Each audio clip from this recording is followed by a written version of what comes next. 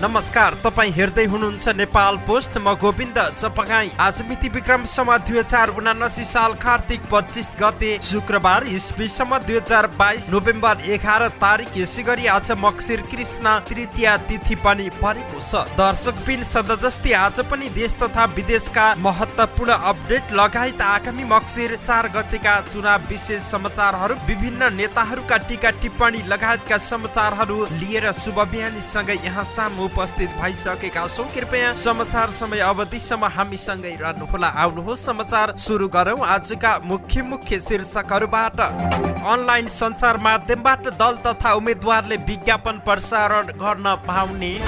मुलुक कुनै पनि बेला दुर्घटनामा जान सक्ने र छोरी दिँदा जस्तै विचार गरेर भोट दिन राजेन्द्र लिङदेनको आग्रह। भक्तपुर 2 मा महेश बस्नेतलाई लौरोको समर्थन।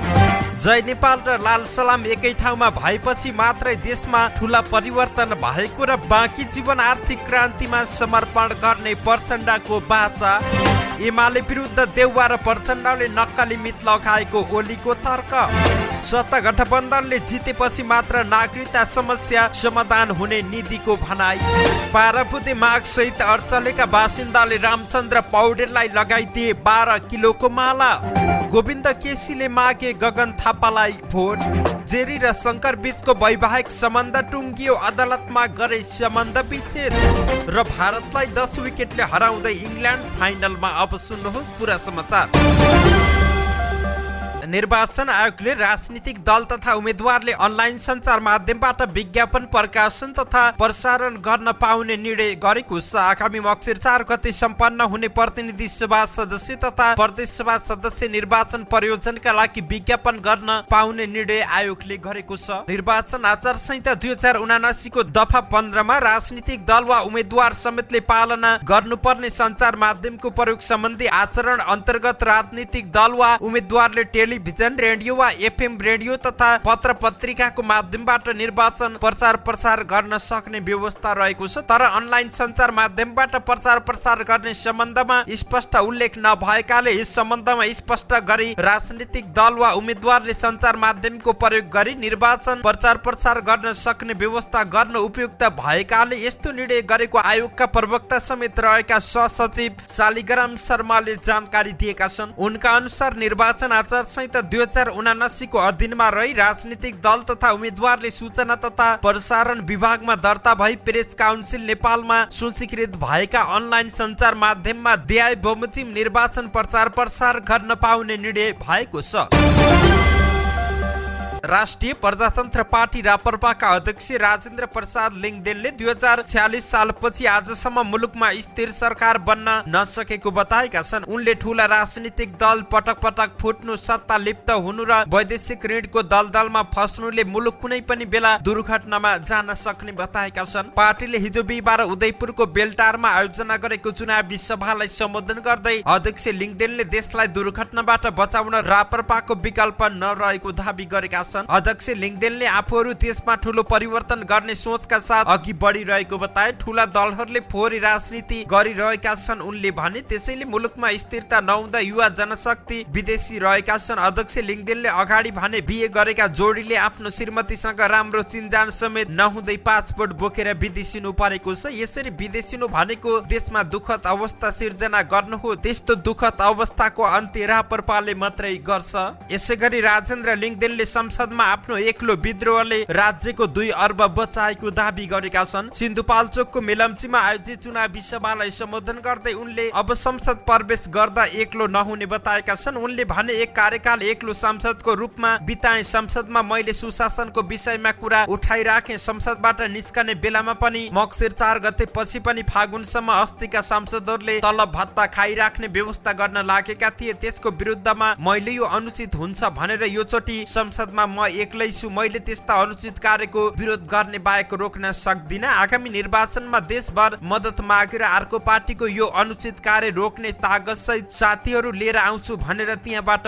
राजीनामा दिएर म निस्केको थिएँ। उनले कार्य अवधि लम्ब्याउँदा चुनावमा भोट माग्न जान लाज हुने भएकाले अध्यादेशबाट सत्ता गठबन्धन पछि हटेको उनले बताए। लिङदेनले भने त्यहाँपछि कांग्रेसका साथीहरूलाई लाज लागिरहेको छ। राजेन्द्रले हल्ला गरेर देशले थाहा पायो भोलि पर्सि भोट माग्न जाने बेलामा लाज हुन्छ भन्ने लागेपछि त्यो विधेयक फिर्ता भयो। मेरो यो सानो विद्रोहले देशको 2 अर्ब पैसा बच्यो। यसै क्रममा राष्ट्रिय प्रजातन्त्र पार्टी रापरपाका अध्यक्ष राजेन्द्र लिङदेनले दलदलमा फँसेको मुलुकलाई उद्धार गर्नका लागि अबको चुनावमा राम्रो उम्मेदवारलाई छान्न मतदातालाई आग्रह समेत गरेका छन्। हिजो बिहीबार मकवानपुरको बकैया गाउँपालिकाको जुरेलीमा आयोजित चुनावी सभालाई सम्बोधन गर्दै उनले छोरी दिँदा जसरी सोच विचार गरेर दिन्छौ भोट दिँदा पनि त्यसरी नै दिनुपर्छ। अहिलेका सीमित दलहरूले देशलाई चक्रव्यूहमा फसाएको उनले आरोप लगाए। देश बचाउने अभिभार जनताको काँधमा आएको भनाइ राख्दै उनले जनताहरूलाई जागरुक हुन पनि आग्रह गरेका छन्। रापरपाले पछिल्लो 5 वर्षको अवधिमा राष्ट्रियता र जनताको हितको पक्षमा वकालत गर्दै आएको उनले बताए। देशको विकास र समृद्धिको लागि आफ्नो पार्टीलाई सरकारमा पठाउने गरी मतदान गरिदिन पनि उनले आग्रह गरेका छन्। उनले भने तपाईहरूले भोट दिएर सरकारमा पठाउनु भयो भने हामी ओह्रालो लागेको अर्थतन्त्र सुधार गर्नेछौँ, औद्योगिक क्षेत्रको विकास गरी रोजगारी सिर्जना गर्नेछौँ। मकवानपुर 1 मा रापरपाका दीपक बहादुर सिंह सहित 16 जना प्रतिनिधि सभाको उम्मेद्वार रहेका छन्।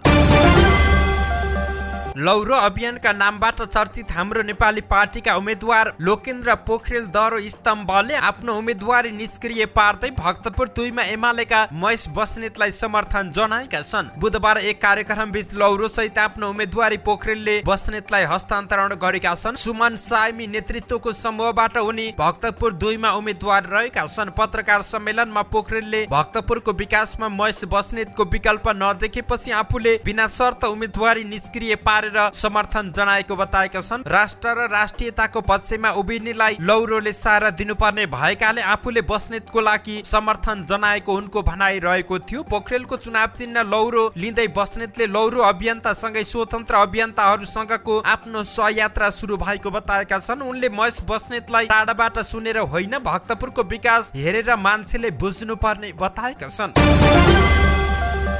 नेकपा माओवादी केन्द्रका अध्यक्ष पुष्पकमल दाहाल प्रचण्डले देशमा ठूला राजनीतिक परिवर्तन जय नेपाल र लाल सलाम मिलेर नै भएको दोहोर्याएका छन्। गोर्खा जिल्ला अजिरकोट गाउँपालिका 3 भच्चेकमा आयोजित चुनावी सभालाई सम्बोधन गर्दै कुनै संकोच नमानी गठबन्धनको पक्षमा लाग्न आग्रह गरेका छन्। उनले शान्ति प्रक्रियामा गिरिजाप्रसाद कोइराला र आफूले हस्ताक्षर गरेदेखि नै कांग्रेस र माओवादीको सहकार्य भएको बताएका छन्। प्रचण्डले भने कांग्रेस र माओवादी मिलेर नै देशमा शान्ति परिवर्तन हो। गिरिजाप्रसाद कोइराला र मैले शान्ति प्रक्रियामा एउटै पानामा हस्ताक्षर गरेपछि एकले अर्कालाई त्यही बेलामा स्वीकारेका हौ। त्यही दिन जय नेपाल र लाल सलाम एक ठाउँमा भएको हो। प्रतिक्रियावादीहरूले देशमा जातीय द्वन्द्व फैलाउन खोजेको पनि उनले आरोप लगाएका छन्। उनका अनुसार गठबन्धन निर्वाचनको लागि मात्रै भएको होइन, संविधान उल्टाएर देशलाई अँध्यारोतर्फ धकेल्न खोजेपछि गठबन्धन बनाएका हौ। यो राष्ट्रको लागि आवश्यक रहेको छ। नागरिकता विधेयक प्रमाणीकरण नगरेर राष्ट्रपति विद्यादेवी भण्डारीले संविधानको उल्लङ्घन गरेको प्रचण्डको आरोप रहेको छ। उनले अहिले पनि संविधान विरुद्ध शक्तिहरू सक्रिय भएर टाउको उठाउन खोजेकाले सचेत रहनुपर्ने बताएका छन्। गोर्खाको विकासको लागि कुनै कसर बाँकी नराख्ने उनले प्रतिबद्धता जनाएका छन्। यसैगरी पूर्व प्रधानमन्त्री तथा गोर्खा 2 का उम्मेद्वार पुष्पकमल दाहाल प्रचण्डले आफ्नो बाँकी जीवन आर्थिक क्रान्तिमा समर्पित भएर बिताउने घोषणा गरेका छन्। चुनाव प्रचारका क्रममा हिजो बिहीबार गोर्खा पुगेका प्रचण्डले देश विकासको पहिलो खुड्किलो आर्थिक क्रान्ति भएकाले बाँकी जीवन आर्थिक क्रान्तिमा बिताउने बताएका छन्। मेरो बाँकी जीवन अब आर्थिक क्रान्तिका निम्ति हुनेछ उनले भने। देशमा आर्थिक क्रान्ति गर्न गोर्खाले नेतृत्व गर्नेछ, त्यो म गर्छु। आर्थिक क्रान्तिको सुरुवात गर्न म गोर्खा आएको हुँ। गोर्खाको अजिरकोट गाउँपालिकाको भच्चेकलाई राष्ट्रिय मात्र नभई अन्तर्राष्ट्रिय रूपमा परिचित गन्तव्यका रूपमा विकास गर्ने र पर्यटकीय केन्द्र बनाउने दाहालले वचन समेत दिएका छन्। त्यहाँ उत्पादन भएको चिया अलैँची देशभर बिक्री गर्ने, शिक्षा स्वास्थ्य रोजगारी सिर्जना गर्ने उनले बताए। देशमा राजनीतिक परिवर्तन सँगै आर्थिक विकास हुन नसकेको उनले स्वीकार गरेका छन्। अब आर्थिक क्रान्ति गर्न सकिएन भने राजनीतिक क्रान्ति पनि खतरामा पर्ने भयो दाहालले भने। जनताको घर आँगनमा उज्यालो पुर्याउन सकिएन, आर्थिक क्रान्ति र समृद्धि जोड्न सकिएन। अहिले गठबन्धन दलबीच संविधानको रक्षाका साथै राजनीतिक स्थायित्व र आर्थिक समृद्धिलाई तीव्र गतिमा अघि बढाउने निर्णय भएको उनले बताएका छन्। प्रचण्डले गोर्खाका धुले सडकहरू 5 वर्ष वर्षभित्र कालोपत्रे हुने बताएका छन्। बिहिबार गोर्खाको भच्चेकमा आयोजित चुनावी सभालाई सम्बोधन गर्दै उनले म अहिले धुलो र हिलो र असजिलो बाटोहरू हिँडिरहेको छु। यी सबै सडक 5 वर्षभित्र पिच गर्ने र यहाँको जनताको जीवनमा परिवर्तन ल्याउने छु। आर्थिक विकासको पूर्वाधारका लागि सडक प्रमुख रहेकाले पहिलो प्राथमिकता पालिका वार्ड मुख्य सडक कालोपत्रे गर्नेमा दिने उनले बताएका छन्।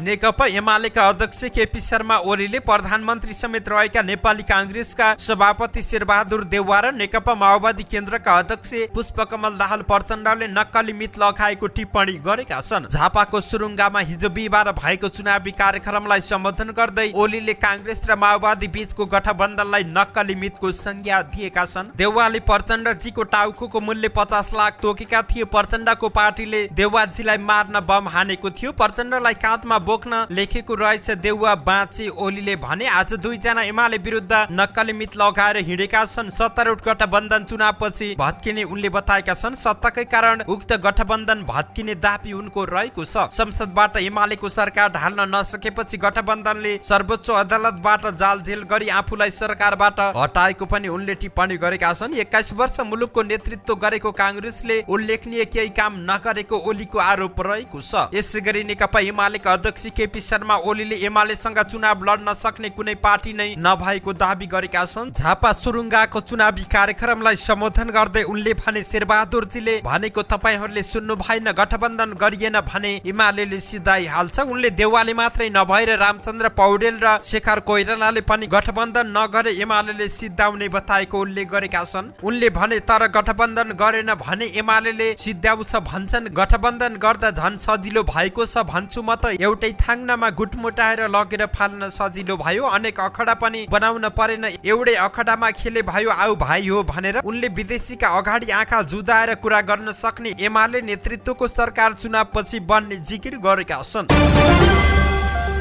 नेपाली कांग्रेसका नेता विमलेन्द्र निधिले सत्ता गठबन्धन अहिलेको आवश्यकता भएको भन्दै गठबन्धनका उम्मेद्वारहरूलाई विजयी गराउन आह्वान गरेका छन्। नेपाली कांग्रेस बाराद्वारा पार्टी कार्यालय कलैयामा बिहिबार आयोजित अगुवा कार्यकर्ता भेलालाई सम्बोधन गर्दै नेता निधिले गठबन्धनका उम्मेद्वारहरूलाई भोट हालेर सत्ता गठबन्धनलाई निरन्तरता दिनुपर्नेमा जोड दिएका छन्। 4 मक्सिरको चुनावपछि कांग्रेसको नेतृत्वमा सरकार गठन हुने र त्यही सरकारले नागरिकता विधेयक अघि बढाएर नागरिकता समस्याको सन्धिका लागि हल गर्ने उनले जिकिर गरेका छन्। उनले भने चुनावपछि कांग्रेसको नेतृत्वमा सरकार गठन हुन्छ र त्यही सरकारले नागरिकता विधेयक अघि बढाएर नागरिकता समस्याको सधैँका लागि हल गर्छ। नेता निधिले चुनावमा एमाले नेतृत्वको गठबन्धन बलियो भएमा नागरिकता समस्या कहिल्यै पनि हल नहुने उल्लेख गरेका छन्। कांग्रेस जिल्ला सभापति राजेश यादवको सभापतित्वमा भएको अगुवा कार्यकर्ता भेलामा पूर्व राज्य मन्त्री कलावती पासवान, पूर्व सांसद डाक्टर सुभाकर पराजुली लगायतले पार्टीभित्रका साना विवादलाई भुलेर गठबन्धनका उम्मेद्वारहरूलाई विजयी गराउन आह्वान गरेका थिए। नेपाली कांग्रेसका नेता तथा तनहु 1 का प्रतिनिधि सभा सदस्य उम्मेद्वार रामचन्द्र पौडेललाई अर्चले गाउँका बासिन्दाले 12 किलोको माला लगाइदिएका छन्। स्थानीय बासिन्दाले उनीसँग 12 बुँदे माग पनि राखेका छन्। घर दैलो अभियानमा भानु नगरपालिका वडा नम्बर 12 स्थित अर्चले गाउँमा पुगेका पौडेललाई 12 किलोको फूलको मालाले स्वागत तथा सम्मान गरिएको छ। भानु 12 मा कम्तीमा पनि 1200 को मतको अन्तरले अग्रता लिनु भन्ने शुभकामना सहित 12 बुँदे विकासका माग राखेर पौडेललाई 12 किलोको मालाले स्वागत गरेको स्थानीय बासिन्दाले बताएका छन्। भानु नगरपालिका कांग्रेसकै पूर्व नेता तथा स्वतन्त्र उम्मेद्वार गोविन्द राज जोशीको क्षेत्र रहेको छ। तनहु 1 मा पौडेल र जोशी तथा नेकपा एमालेका 1 बहादुर राणा सहित 15 जना उम्मेद्वार चुनावी मैदानमा रहेका छन्। चिकित्सा शिक्षा सुधारको अभियन्ता डाक्टर गोविन्द केसीले काठमाडौँ 4 का उम्मेद्वार गगन थापाका लागि मत मागेका छन्। एक भिडियो सन्देशमा मेडिकल शिक्षा, स्वास्थ्य क्षेत्र र सुशासनको आफ्नो अभियानमा गगन थापाले 1 दशकदेखि साथ दिएको केसीले बताएका छन्। एक उपलब्धि त उहाँको सहयोगी नभएको भए प्राप्त हुँदैन थियो केसीले भनेका छन्। गगन थापा र उहाँ जस्तै चरित्र भएका सबै युवा नेतालाई मेरो शुभकामना रहेको छ। आफ्नो विवेकमा उभिएर बोल्ने र त्यसमै अडिग रहन सक्ने युवा नेताहरूको सानो सोची रहेको भन्दै उनले गगन थापा उक्त सूचीको अग्रपन्थीमा रहेको पनि बताएका छन्। पछिल्लो समय सम्बन्ध विच्छेदको विषयलाई लिएर चर्चामा रहेका जोडी बबिता बानियाल जेरी र शंकर छेत्री बीच औपचारिक रूपमै सम्बन्ध विच्छेद भएको छ। नेपाली सांगीतिक क्षेत्रमा चर्चित जोडीको रूपमा स्थापित भइसकेको यो जोडीले हिजो बिहिबार काठमाडौँ जिल्ला अदालत पुगी करिब 3 वर्ष लामो आफ्नो वैवाहिक सम्बन्धलाई टुङ्गाएका छन्। बच्चा सानै भएको कारण बच्चाको सम्पूर्ण लालन पालन आफूले गर्नुपर्ने र उमेर नपुग्दासम्म आमासँगै राख्ने सहमति दुईजना बीच भएको गायक छेत्रीले जानकारी दिएका छन्। छेत्रीका अनुसार लालन पालन अंश यताउता सबै मेरो भागमा परेको छ, छुट्न पर्ने जरुरी त थिएन, तर जति गरे पनि नहुने भएपछि केही लाग्दो रहन्छ, त्यसैले सहमतिमै सम्बन्ध टुङ्गाइयो। उनका अनुसार मलाई धेरै अरू केही भन्नु छैन, त्यति भन्छु कि जे हुनु भइसक्यो, रुँदै हिँड्न जरुरी छैन। मैले उहाँको भर्खरका अन्तर्वार्ताहरू हेरेको थिएँ, रुँदै बोल्नु भएको थियो, जे भयो भयो, त्यसलाई त्यसरी रुँदै संसारलाई नसुनाउन शंकरले आग्रह समेत गरेका छन्। दर्शकबिन हामीलाई यो समाचार आफूलाई प्रस्तुत गर्ने चाहना भन्दा पनि सामाजिक सञ्जालमा अनेकौं टाइटल राखेर प्रस्तुत भएका समाचारले यहाँहरूलाई अन्यल पार्न सक्छ कि भनेर जानकारीका लागि मात्र यो समाचार प्रस्तुत गरेका हौं। कप्तान जोस बटलर र एलेक्स हेल्सको शानदार ब्याटिङ प्रेरित इङ्ल्यान्ड सेमिफाइनलमा भारतलाई 10 विकेटले पराजित गर्दै आइसिसी टी20 विश्वकपको फाइनलमा पुगेको छ। एडिलेड ओभरमा टस हारेर ब्याटिङको निम्तो पाएको भारतले निर्धारित 20 ओभरमा 6 विकेट गुमाएर 168 रनको योगफल तयार गरेको थियो। दोस्रो इनिङमा 169 रनको लक्ष्य पछ्याएको इङ्ल्यान्डले 16 ओभरमा विकेट नगुमाई लक्ष्य पूरा गर्यो। इङ्ल्यान्डका लागि कप्तान जोस बटलरले 49 बलमा 9 चौका र 3 छक्का सहित 80 रनको शानदार इनिङ खेले। अर्का ओपनर एलेक्स हेल्सले 47 बलमा 4 चौका र 7 छक्का सहित 86 रनको अभिजित इनिङ खेले। भारतका कुनै पनि बलरले विकेट लिन सकेनन्, यसअघि विराट कोहली र हार्दिक पाण्डेले अर्धशतक बनाएका थिए। धन्यवाद। यस्तै ताजा समाचारको लागि नेपाल पोस्ट हेर्दै गर्नुहोला।